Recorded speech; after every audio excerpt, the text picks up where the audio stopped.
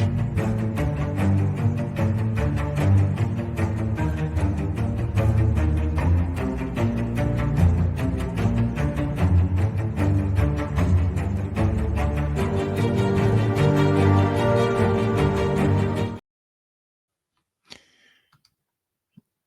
All right, what is going on, Lions fans and One Pride Nation? 3-1, son. Our boys are now 3-1 after the win today against the Cleveland Browns at home at Ford Field. First of all, let me get your thoughts about the game. Let everybody know about the atmosphere and your thoughts on the game totally. Yeah, so we were at the game. It was super loud like usual. We made it a pretty uncomfortable environment for the fans, and we made it uncomfortable for Joe Flacco and them. You could tell they did look a little bit frazzled. I don't think we caused any false starts, but no, it was a very good game. It was just nice to see the Lions dominate a bad team like they should. I mean, the Browns aren't a good team in my eyes, and we showed that they weren't. The Packers wanted to act like they were a good team, but no, we showed no, they're not good. We obliterated them. I'm going to have to second that. You know, the Browns, they do have a good, respectable defense. And for what it's worth, you look at the score and you see 34 points. But for what it's worth, the defense still played well. But I do have to agree with you, son. When you're playing a team like that, no disrespect to the Browns, you do have to beat them and beat them soundly. Now, maybe this could have been one of those things where they played so well against the Packers that they pretty much gave all they had into it. And 7 days later, they had nothing left. But either way, the Lions come out with a 34-10 victory. This week, son, let's start with the defense. First, I want to look at the Packers and what they have. Joe Flacco went 16 for 34, 184, 2 interceptions, 0 touchdowns, and 3 sacks. They ran for 79 total yards as a team. They had 184 yards, as mentioned, total passing. Their most receptions were by running back Quinshawn Judkins, who had 4 for 38. And then looking down at our defense, Jack Campbell had 11 tackles. Derek Barnes was 7, and you can see the rest of the list there, son. So let's start with the defense, son. First of all, well, give me your thoughts on the defense as a whole, and then we'll go by the positions like we usually do. Yeah, no, I thought the defense as a whole, they looked even better than what I thought. I didn't think we were going to hold them down to 10 points.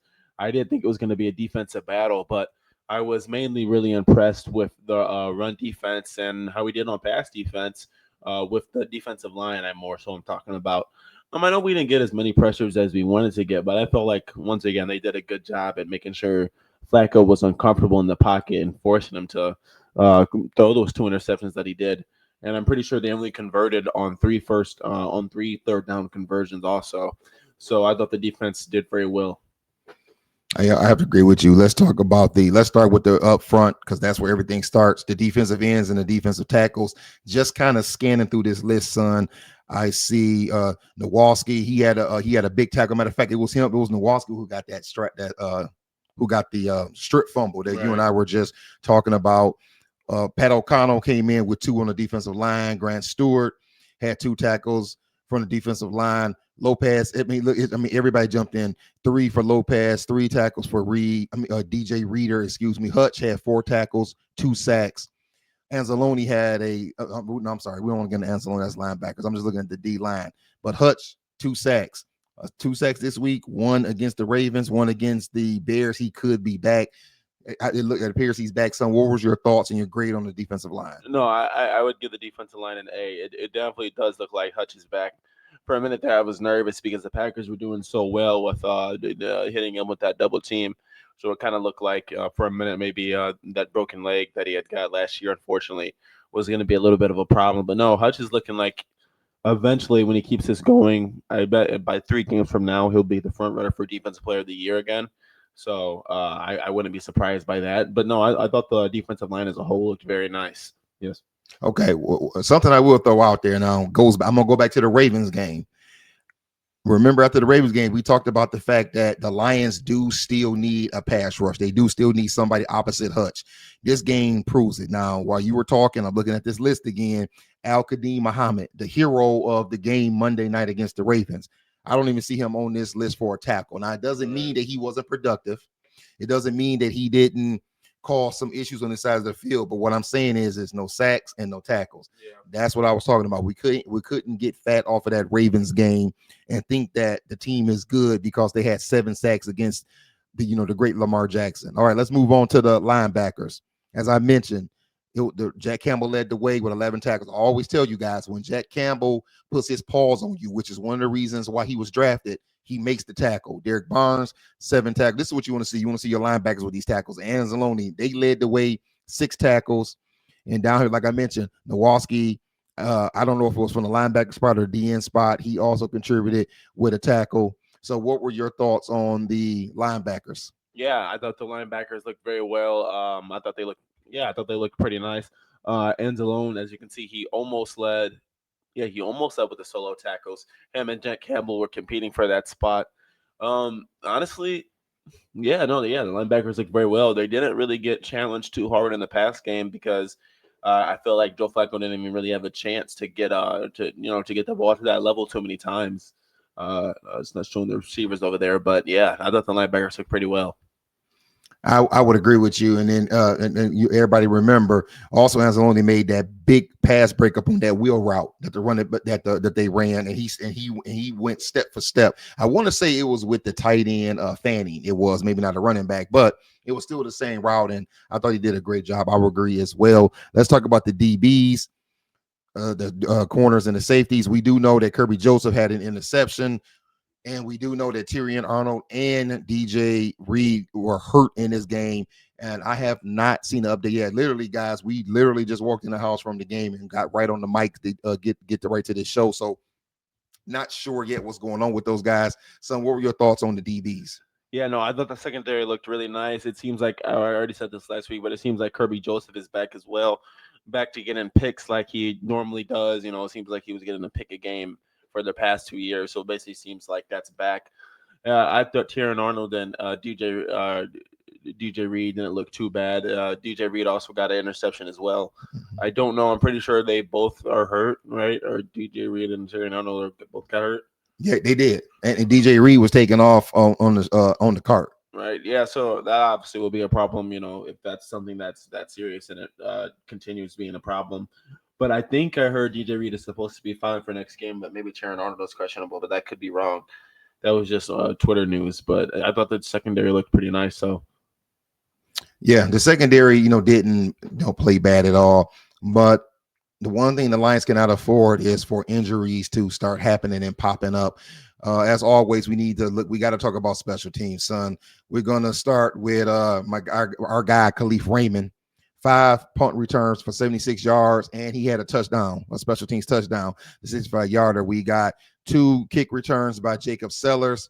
He averaged about 25 and a half. My guy Jake Bates, 2 for 2, with the longest one being a 58-yard bomb. And Jack Fox did what Jack Fox does, 5 for 221 with a 44.2 average. And all 5 of them were inside of the 20. What was your thoughts on special teams? Right. I mean, when you can get a kick or when you can get a punt return to basically seal the game, I mean, that's just a cherry on top. And then when your punt return is averaging 30 yards, well, you got 5 punt returns? Yeah. When you're averaging 15 yards of punt return, that's pretty good, man. I mean, that all matters. That's a whole first down and a half that a team doesn't have to get anymore. And then he looked very explosive on that punt return as well. I thought Jacob Sayers looks pretty good, getting 25 and a half yards on every kick return.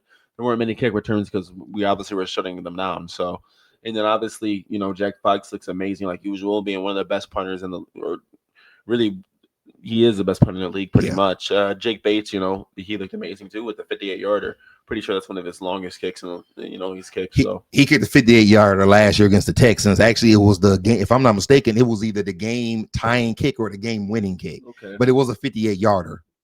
So yes, that's good. That shows a good leg. Okay, we talked about the defense. Now let's talk about the offense. 34 points. If you take off the 7 from Leaf with the punt return, that's 27 points by the offense. Let's talk about the offense. Let's start first with Jared Goff. 16 for 27. He did 168 yards. He did have that interception. I don't know if it was a miscommunication where he kind of threw it up, but he had 2 touchdowns. But he seemed composed after that. What's your thoughts on Jared Goff? Yeah, I thought Jared Goff looked decent this game. I mean, it was serviceable. He did what he needed to do. The interception was pretty.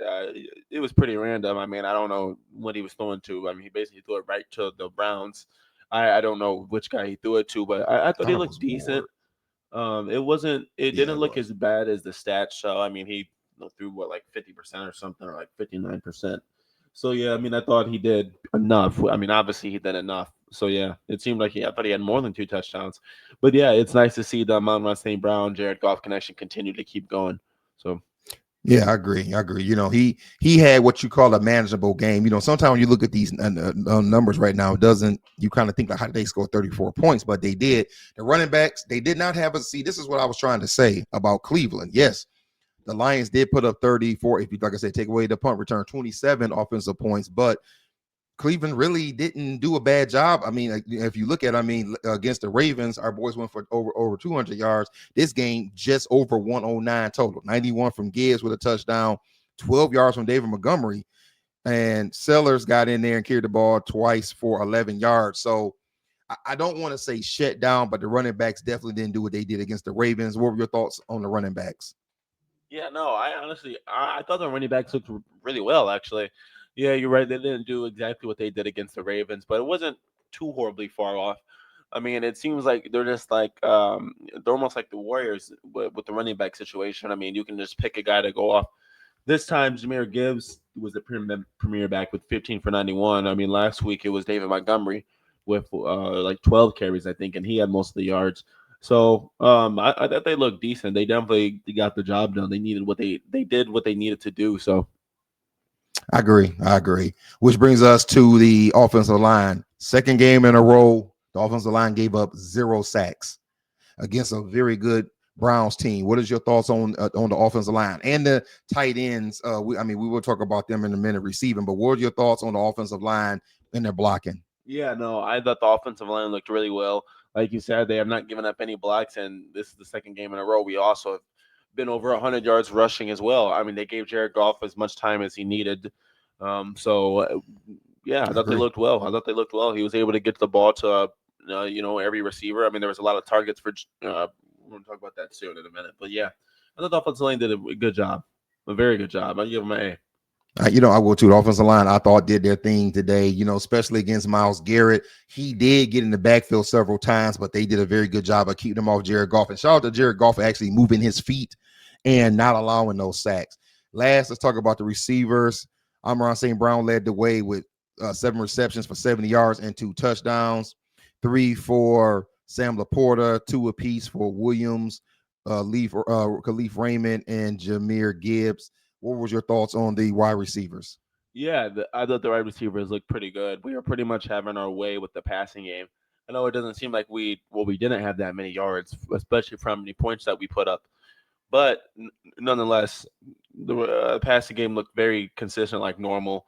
You can see him out on St. Brown had 7 targets, 7 receptions, 70 yards. So he was getting 10 yards a pop. I would like to, see JMO get in there some more, but I mean, we tried. I mean, he gave him 8 receptions. It was nice to see Sam Laporta get some catches. Nice to see him get some more. I know he tried to target David Montgomery a little bit. And yeah, it was nice to see Jameer Gibbs catch his receptions too, even though they were for like modest gains. But I thought the receivers looked pretty nice, though. I thought they looked pretty good. I'm gonna have to jump, son. I'm gonna have to jump in and say something that sticks out to me. Now we saw this live, and I'm looking at the screen. J-Mo was targeted 8 times and Right. only caught three balls, and 2 of those were drops. One was a drop, a deep one for a touchdown. Another one was an out into the sideline that he dropped. So I'm hoping that he's not going back to that end of his rookie year, second year J-Mo, where his hands were the issue, because that was really the biggest issue the Lions have had with him, is that he's not consistent. I mean, Right. 8 targets for 2 yards. J-Mo, we got to get a little bit more than that. But the Lions did a good job of trying to get him involved. And as you see, there was 25 targets trying to get everybody else involved. Overall, it was a very good win against, not one of the best teams in the league, but a solid team. I will give them that. I mean, the Browns are better than they're better. They're better than some other teams. I'll say that. I don't think they may be a bottom 16, but they're maybe not a bottom 3 team, at least as of not yet. Did we miss anything, son? No, I don't think so. Hey, way to go, Lions. Great victory. And next week, son, the boys are on the road against the Cincinnati Bengals, the Joe Burrow-less Cincinnati Bengals. So, Browning. yep. So we will be back and be able to talk about that. Well, son, if we didn't forget anything, if you haven't already, people, like, comment, subscribe, hit the notification bell, hit our TikTok. My son does the TikToks over there. Hit the Twitter. We both are on the Twitter, but more than likely it'll be me in most cases over there. And you already watched us on YouTube, so give us a like, comment, subscribe here as well. Well, if that's all we got, son, that's all we got for this one. Until next time, peace. Peace.